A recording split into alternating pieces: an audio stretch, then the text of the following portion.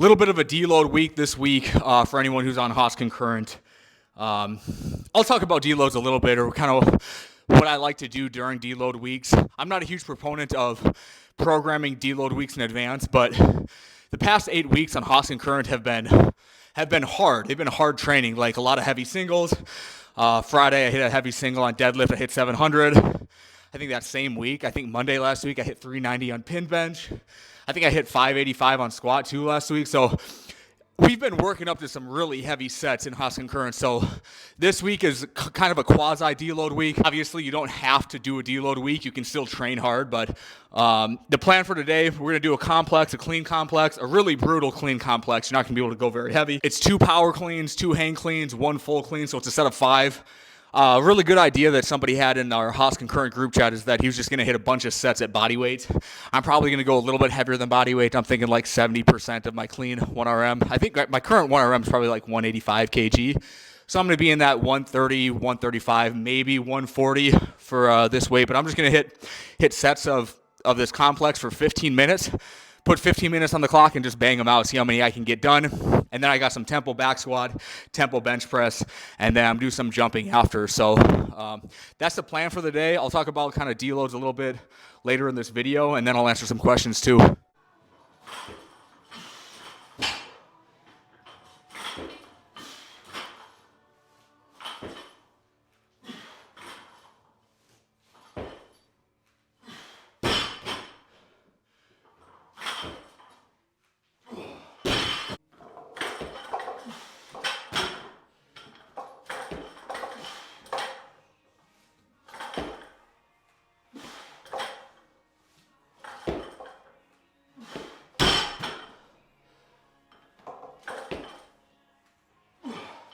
That was 100 kilos right now, so basically just slightly under my body weight.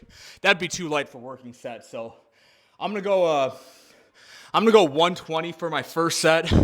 Start the clock then, 15 minutes, maybe go up to 130, maybe 140, but just take rest as needed, get as many quality sets and reps in as I can during that 15 minutes. All right, clock has just started. I got my garage open up. That's why it's a little bit lighter now. It's October 28th, I think, the 28th of October. And it's like upper 50s in Grand Forks right now, so it's nice. It's warm. I don't know the last time. I guess it's only my second year in this house, but I'm surprised I can lift with my garage door open late October like I can right now. So that's awesome. But yeah, I got 120 kilos on the bar. I just started the clock. That clock's rolling. Let's go.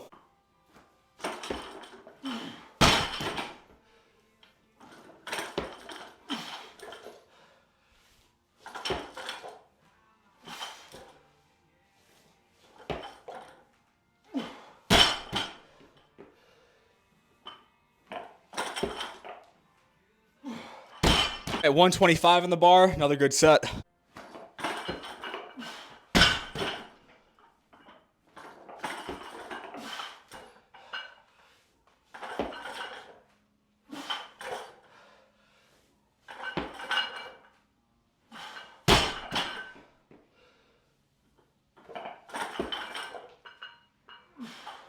$130 kilos here.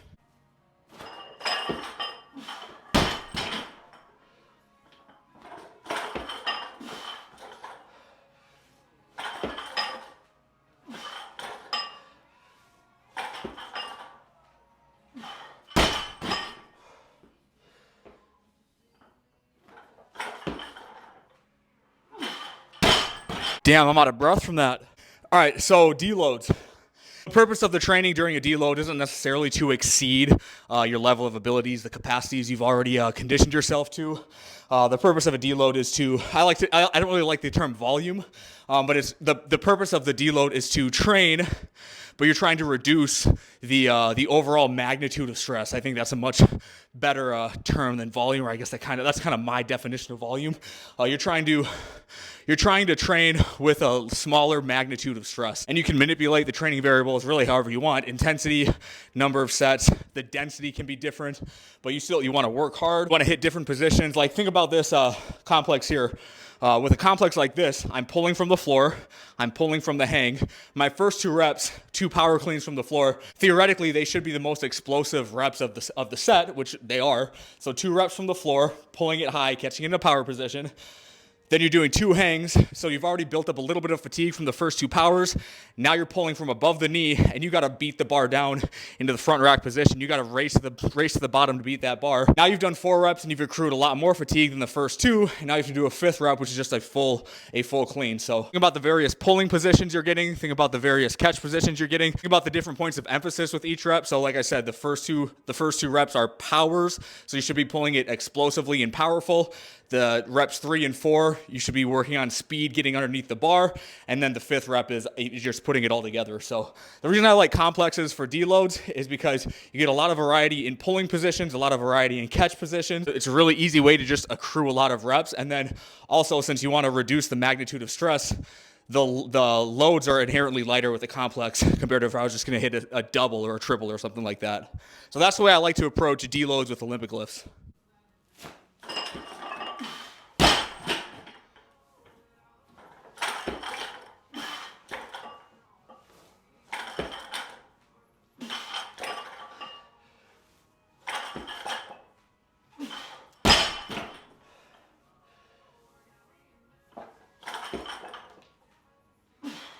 All right, I got about just under 5.5 minutes left of this exercise, so I'm going to try to get 2 more quality sets in.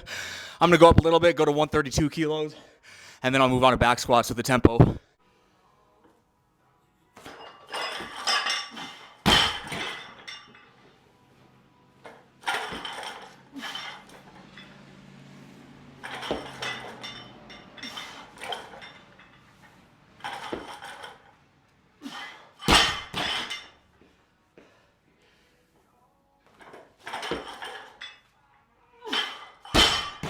Good set there.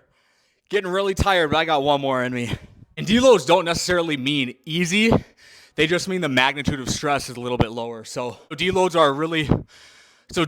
provide a really good opportunity to refine technique, restore range of motion, restore that mind-muscle connection, feeling the positions and understanding how certain positions should feel when you're doing reps. Doesn't necessarily mean easy. It just means the stress is a little bit lower. Okay, last set here, 135 kilos. Got to make it the best set of the day.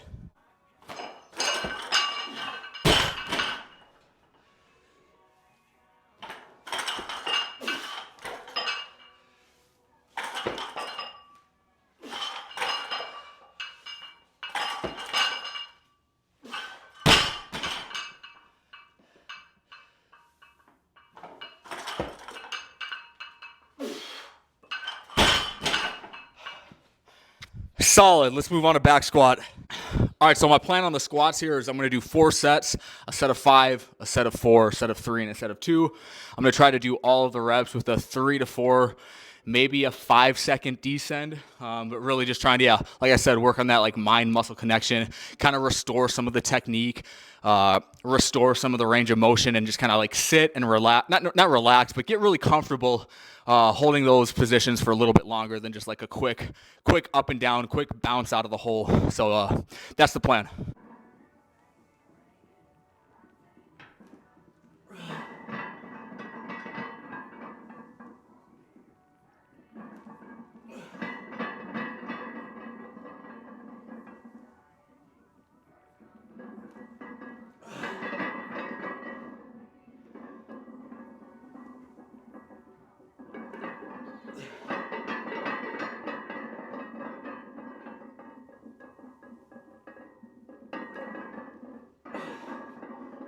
I'm using the OVR velocity-based training device, obviously to track the velocity, but it's just going to help me determine what load I want to use for each set. So that last rep was at 0.53 meters per second, which I should be moving this faster. I would be moving this faster if I wasn't using that slow descend, but I don't think I'm going to be going very heavy today. I'll probably jump up.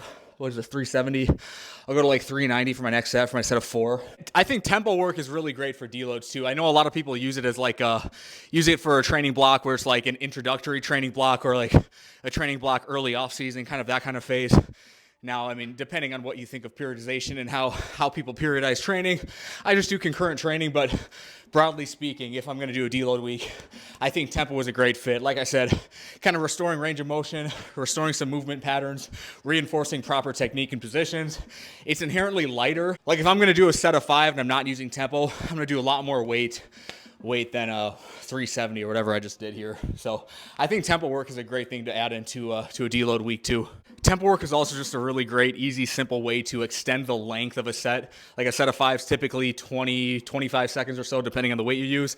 But if I am deliberately slowing down the speed of the eccentric to 5 seconds, a set of five is going to take at a minimum 25 seconds, plus the transition time between reps, plus the time it takes to stand up. It's going to extend the set to probably 40, 45, maybe 50 seconds. So you're going to get a little bit of more like a cardio-respiratory response. And I'm not saying it's cardio, but you're going to get more of a cardio-respiratory response. It just changes up the stimulus a little bit.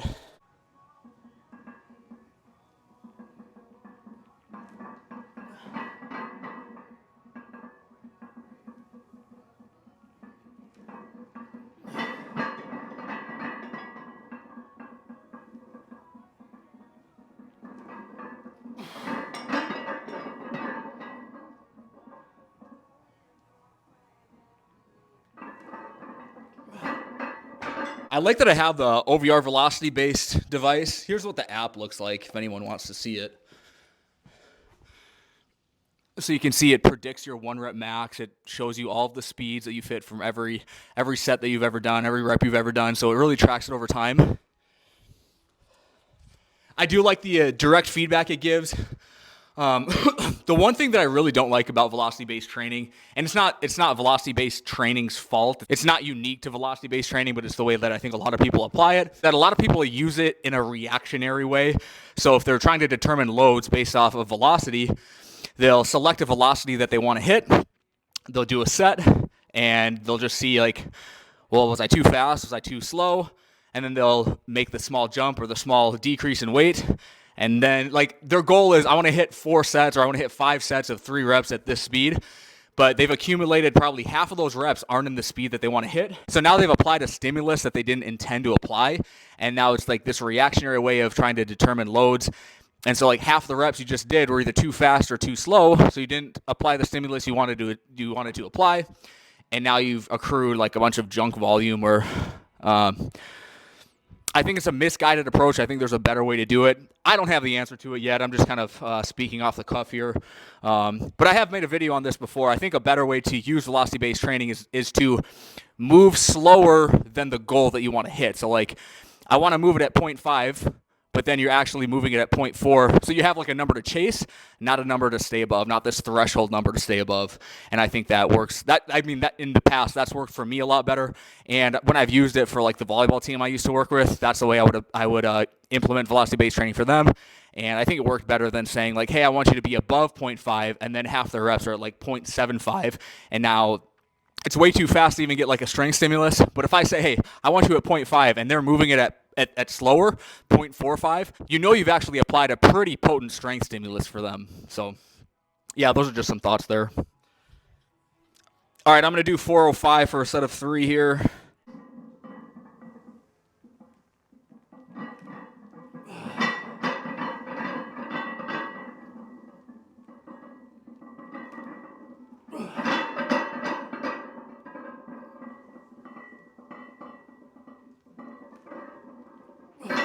Last set here, 430 for a double.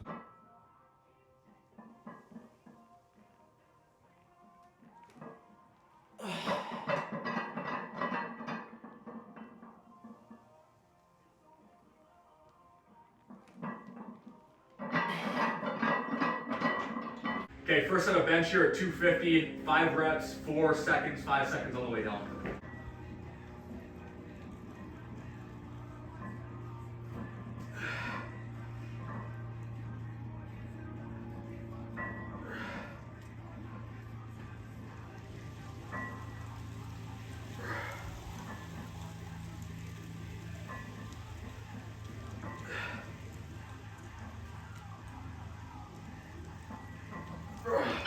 All right, in the context of speed development, is there an inherent difference between a prowler sprint and a sled pull sprint?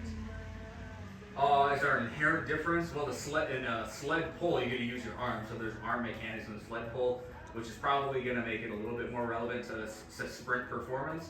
But as far as like practical applications for most people, I don't think there's much of a difference. Like if you're a sprinter, you probably want to do more of a sled pull than a prowler sprint if you're training for speed development, I guess. But For most people, I don't think it's going to matter. I think just doing resisted sprints in some form, whether it's hill sprints, sled pulls, crawler push. I'm even a fan of like parachute sprints. I think all of it's going to be pretty much the same in its effectiveness for most people. All right, 255 for 4.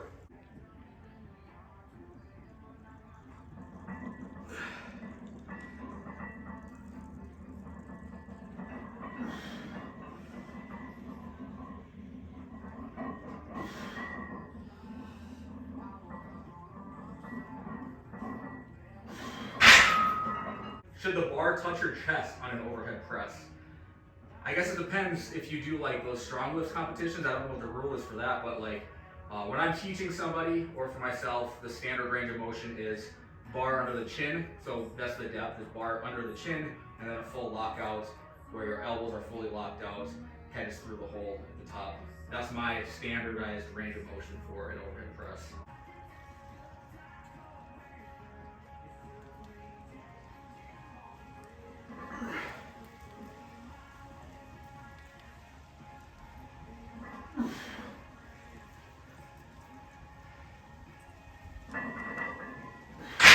Last rep was 0.37, but it felt easy. I'm gonna go up to I'll go up to 270. I'll go 295 for my clip too. All right, I just see a question about how I approach deloads.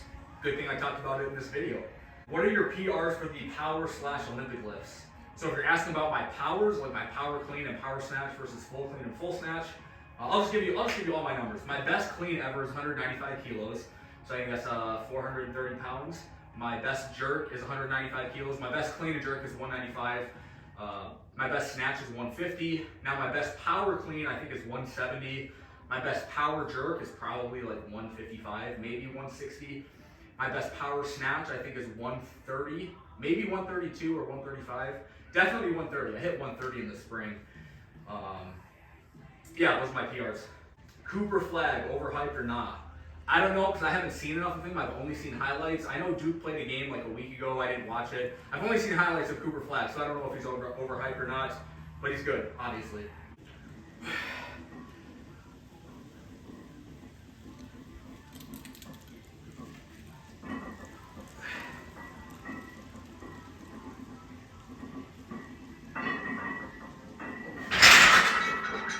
All right, I'm just putting 12 minutes on the clock. I'm going to do lateral jumps, mix up the patterns a little bit. Some back and forth, maybe some consecutive going laterally.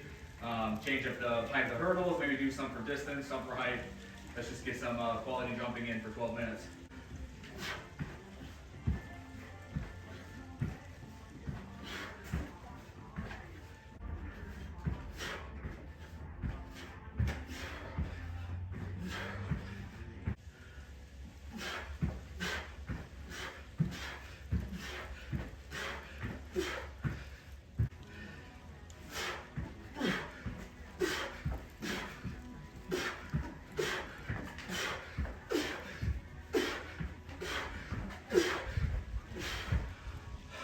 All right, you guys gotta try that one. That one's tough. I'm just gonna do a little bit more jumping. I don't need to show you every single jump. That's all I got for the video, guys. Thanks for watching.